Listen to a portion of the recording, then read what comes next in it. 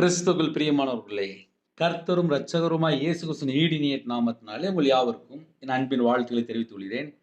தேவனருளி அப்பம் prayer ministry channel மூலியமாக உங்களோடு சந்திப்பதில் மிகுந்த மகிழ்ச்சி அடைகிறேன். தினம்தோறும் ஆசீர்வாதங்களை பெற்றுக்கொள்ள என்ன செய்ய வேண்டும்? இன்று இயேசு தரும் ஆசீர்வாதம் என்ற தலைப்பிலே தினம்தோறும் ஆசீர்வாதங்களை பெற்றுக்கொள்ள நாம் தியானிக்கிறோம். லூக்கா எழுதின சுவிசேஷம் 24ஆம் அதிகாரம் 49 முதல் 51 ஆகிய வசனங்கள். என் பிதா வாக்குத்தத்தம் பண்ணினதை இதோ நான் உங்களுக்கு அனுப்புகிறேன். நீங்களோ உன்னதத்திலிருந்து வரும் பெலனால் தரிப்பிக்கப்படும் வரைக்கும் எருசலேம் நகரத்தில் இருங்கள் என்றார். பின்பு அவர் பெத்தானியா வரைக்கும் அவர்களை அழைத்து கொண்டு போய் தம்முடைய கைகளை உயர்த்தி அவர்களை ஆசீர்வதித்தார்.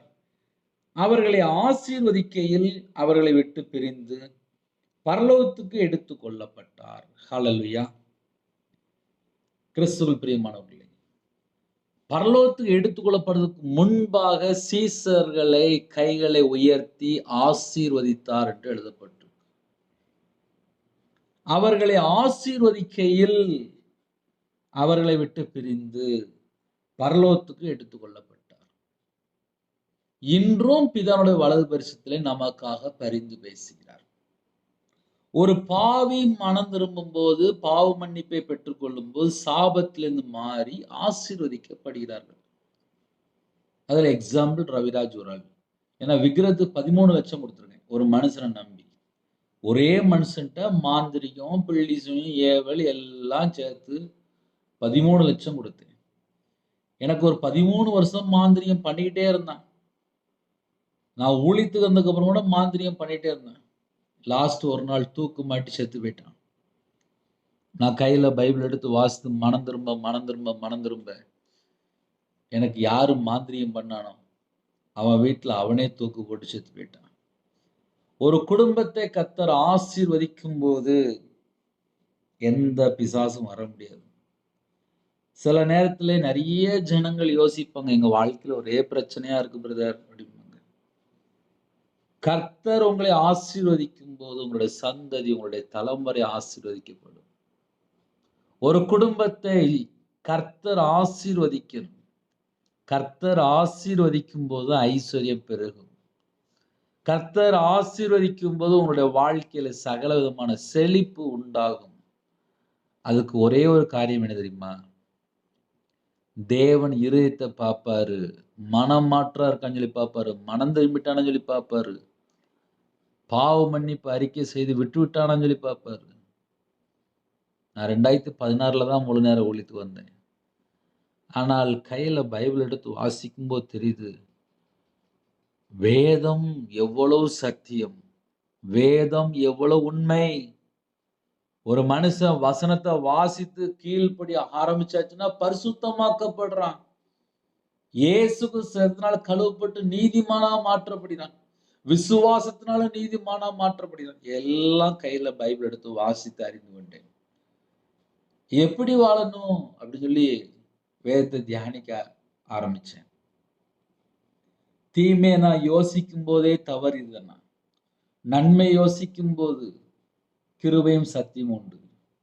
என் வாழ்க்கையில நான் உண்மையா வாழணும், அப்ப என்ன செய்யணும்னு சொல்லி யோசித்தேன். நன்மை யோசித்தால் சத்தியம் என்று எழுதப்பட்டிருக்கு. ஒரு மனுஷன் நன்மை யோசிக்கும் போதுதான் அந்த மனுஷனுக்கு சத்தியமும் கிருபையும் தராரு. அப்ப என் வாழ்க்கையில நல்லது செய்யணும், நன்மை செய்யணும், தான தர்மம் பண்ணணும், தேவனுக்கு பிரியமானபடி வாழ்க்கை தீர்மானம் எடுத்தேன். கொஞ்சம் கொஞ்சமா மனம் திரும்ப ஆரம்பிச்சேன். கொஞ்சம் கொஞ்சமா அவர் கைகளை உயர்த்தி சீசர்களை ஆசீர்வதித்தார். அந்த வசனத்துல ஆழமான கருத்து என்ன தெரியுமா? அவர் எடுத்துக்கொள்ளப்படுவதற்கு முன்பாக சீசர்களை ஆசீர்வதித்தார். யாரெல்லாம் இயேசுக்காக சீசர்களா வாழ்கிறீர்களோ உங்களை ஆசீர்வதிப்பார். இயேசுக்காக யாரெல்லாம் இந்த உலகத்துல காய்த்து வெறுத்து, யாரெல்லாம் கர்த்தருக்காக நீங்க புறப்படுறீங்களோ, கர்த்தருக்காக புறப்படுறீங்களோ அப்படின்னா ஒரு பக்கம் ஊழியம், இன்னொரு பக்கம் பாவத்துல இருந்து வெளியில வரணும், பாவத்துல இருந்து புறப்பட்டு வரணும். ஐயோ என் வாழ்க்கையில இந்த பாவம் இருக்கே, இந்த தேவையில்லாத காரியம் இருக்கே, அதுல இருந்து வெளியில வரணும். சில குடும்பத்தில தொடர்ந்து தொடர்ந்து தொடர்ந்து பாவத்திலே வாழ்ந்துட்டு இருப்பாங்க. ஒரு குடும்பத்தை கர்த்தர் கைகளை உயர்த்தி ஆசீர்வதிக்கணும் அப்படின்னா, அந்த குடும்பம் கர்த்தர் பக்கம் மனம் திரும்பி இருக்கணும். சீசரா இருக்கணும். சில தேவையில்லாத காரியத்தை விட்டு வெளியில வந்திருக்கணும். அந்த குடும்பத்தை கர்த்தர் ஆசீர்வதிக்கிறார். யாரெல்லாம் இன்னைக்கு காலையில செய்தி கேட்கிறீங்களோ, உங்களை ஆசீர்வதிப்பார். ரவிராஜ் இந்த பாவியை ஆசீர்வதித்தார். எப்ப தெரியுமா? அப்பா என்னை மன்னிச்சிருங்கப்பா. எத்தனையோ பாவத்திலே, எத்தனையோ அக்கிரமத்திலே, துன்மார்க்கமா வாழ்ந்துட்டனே அப்படின்னு சொல்லி மனம் கசந்து, நொந்து, கண்ணீரோடு ஜெபிக்க ஆரம்பிச்சேன். இப்படிதான்ப்பா நான் மனம் திரும்பினேன். பாவ மன்னிப்பை பெற்றுக்கொள்ளணும் அப்படின்னா என்ன செய்யணும்? அவர் ரத்தத்தினால கழுவப்படணும்னு சொல்லி கையில பைபிள் எடுத்து வாசித்து அறிந்து கொண்டேன். அதைத்தான் நான் சொல்றேன். என் வாழ்க்கையில தேவனோட சமூகத்துல என் பாவத்தை மன்னிங்கப்பா, என் அக்கிரமத்தை மன்னிங்கப்பா அப்படின்னு சொல்லி. சீசர்னா என்ன அர்த்தம்? அவருக்காக வாழ்கிறவர்கள். எனக்கு இயேசு மட்டும்தான். இந்த சுவாசம் இயேசுக்காக மட்டும்தான். கர்த்தர் குடும்பத்தை கொடுத்திருக்காரு. முழு நேர ஊழியம் கர்த்தருக்காக ஓடணும், அவ்வளவுதான். கொஞ்ச நாள், அதுக்கப்புறம் நித்திய நித்திய காலமாக அவரோடு. இந்த கொஞ்ச நாள்ல கர்த்தரை விட்டு தள்ளி போறதுக்கு 1000 காரியம் பிசாசு புரோகிராம் போட்டுட்டே இருப்பான். தந்திரமான பிசாசு, மோசம் போக்குற பிசாசு, எப்படியாவது அழிக்கணும், எப்படியாவது திருடணும், எப்படியாவது கொல்லணும். பிசாசு 24 மணி நேரம் டியூட்டில இருக்கிறான். ஒரு குடும்பத்தை எப்படியாவது கெடுத்துடணும், எப்படியாவது கொன்றுடணும், எப்படியாவது அழிச்சிடணும், எப்படியாவது நாசமாக்கிடணும். ஆனால் இயேசு பரலோகத்துக்கு எடுத்துக்கொள்ளப்படுவதற்கு முன்பாக தம்முடைய கைகளை உயர்த்தி அவர்களை ஆசீர்வதித்தார். அவர்களை ஆசீர்வதிக்கையில் அவர்களை விட்டு பிரிந்து பரலோகத்துக்கு எடுத்துக்கொள்ளப்பட்டார் என்று எழுதப்பட்டிருக்கு. ஹல்லேலூயா. எல்லாரும் சந்தோஷமா இருக்கிறீங்களா? நம்ம குடும்பத்தை ஆசீர்வதிப்பார். எப்ப தெரியுமா? தேவன் பக்கம் மனம் திரும்பி கர்த்தருக்காக வாழும்போது நம்ம குடும்பம் 1000 தலைமுறைக்கு ஆசீர்வதிக்கப்படும். அதுதான் சொன்னேன். ரவிராஜ கர்த்தர் தூக்கி எடுத்தார். சேற்றிலிருந்து, பாவத்திலிருந்து, அக்கிரமத்திலிருந்து தூக்கி எடுத்தார். என் பாவத்தை மன்னித்தார், அபிஷேகம் பண்ணினார், வரங்களை தந்தார், கனிகளை தந்தார். எல்லாருடைய வாழ்க்கையில ஏதோ ஒரு காரியத்திலே அக்கிரமம், பாவம் ஏதோ ஒரு இடத்துல விழுந்து போயிடப்பா, வெளியே தெரியாது. கர்த்தர் தூக்கி எடுப்பார். தூக்கி எடுக்கிறது மாத்திரம் அல்லாமல் தமது கைகளை உயர்த்தி அவர்களை ஆசீர்வதித்தார் என்று எழுதப்பட்டிருக்கு. அந்த தேவன் ஜீவனுள்ள தேவன், நம்முடைய தேவன். அவருடைய சமூகத்தில் அர்ப்பணிப்போமா? கண்களை மூடி நாம் ஜெபம் செய்வோம். கிருபை மகிமை நிறைந்த பரிசுத்தமுள்ள நல்ல தகப்பனே, உம்மை நன்றியோடு துதிக்கிறோம், ஸ்துதிக்கிறோம்ப்பா. புதிய நாளுக்கான செய்த கிருபைக்காக 1000 மடங்கு உமக்கு ஸ்தோத்திரம்ப்பா. இந்த நாளிலும் யாரெல்லாம் இணைந்திருக்காங்களோ எல்லா குடும்பத்தையும் கர்த்தர் ஆசீர்வதிக்கணும்ப்பா. உங்க பிள்ளையோட வாழ்க்கையில என்னென்ன குறை இருக்கோ அந்த குறைகளை மன்னித்து ஆசீர்வதிங்க. பரிபூரணமாக ஆசீர்வதிங்க. பலகணிகளை திறந்து ஆசீர்வதிங்க. பண்டசாலை திறந்து ஆசீர்வதிங்க. உன்னுடைய களஞ்சியம், உன்னுடைய பாத்திரம் எல்லாம் நிரம்பி வெளியிட்டும். உம்முடைய ரத்தத்தினால கழுவி சுத்திகரித்து ஆசீர்வதிங்க. என்னுடைய பாவம், எங்களுடைய தலைமுறை சாபம், எங்களுடைய அக்கிரமம், எங்களுடைய நோய்கள், எங்களுடைய பலவீனம், எங்களுடைய தலைமுறை சாபம் எல்லாவற்றையும், எங்களுடைய துக்கம் எல்லாவற்றையும் சிலுவையில் சுமந்தவரே உம்மை அழைக்கிறோம். தம்முடைய கைகளை உயர்த்தி அவர்களை ஆசீர்வதித்தார். அவர்களை ஆசீர்வதிக்கையில் அப்பா பிரிந்து போனார் என்று எழுதப்பட்டிருக்குப்பா.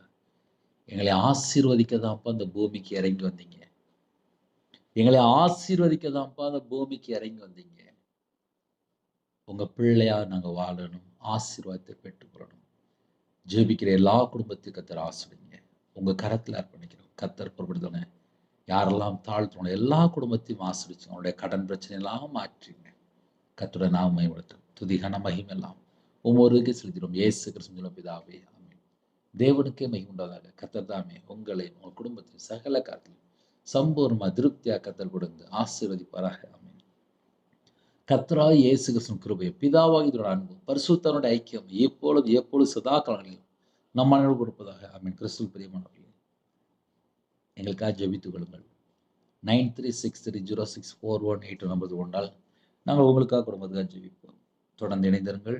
தினம்தோறும் ஆசீர்வாதங்களை பெற்றுக்கொள்ள இன்று இயேசு தரும் ஆசீர்வாதம் என்ற தலைப்பிலே தேவன் அருளியப்ப மினிஸ்ட்ரி மூலமாக உங்களோடு பேசுகிறோம்.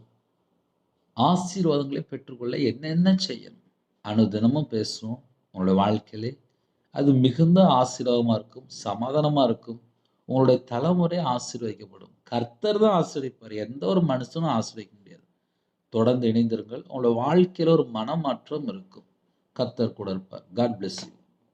நீங்கள் ஒருவேளை ஜெபிக்க விரும்பினால் 9363064182 நம்பர் கொண்டால் நாங்கள் உங்களுக்காக குடும்பத்துக்காக ஜெபிப்போம். கர்த்தர் உங்களையும் உங்கள் குடும்பத்தையும் உங்களுடைய தலைமுறையும் ஆசீர்வதிப்பாராக. Amen. God bless you.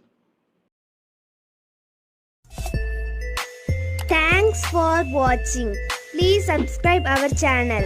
Click the like and share. Click the bell. God bless you.